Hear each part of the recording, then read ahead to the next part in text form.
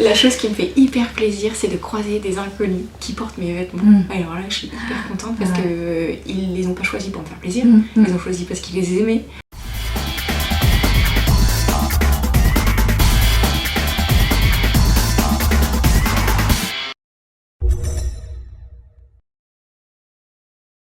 Mon parcours scolaire a commencé par un bac littéraire, donc option anglais renforcé. Ensuite, j'ai fait une école d'art, de beaux-arts à Rueil-Malmaison, qui m'a permis de toucher à tout. Après cette année d'art appliqué, enfin de mise à niveau en art appliqué, j'ai intégré le BTS de design de mode.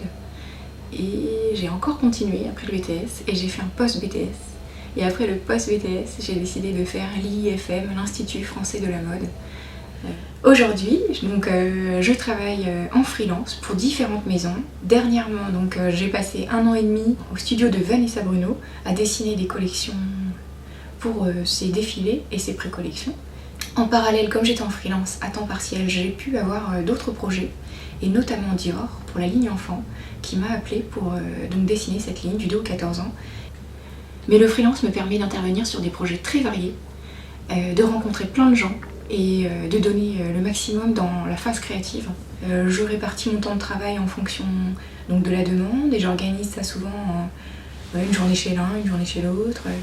Et actuellement, je travaille aussi sur 2 projets d'hôtel, dont un au Maroc et un autre rue Saint-Honoré à Paris avec le grand chef Thierry Marx. Je disais qu'il faut savoir travailler en équipe parce que c'est vraiment une collection, ça se fait vraiment pas seul.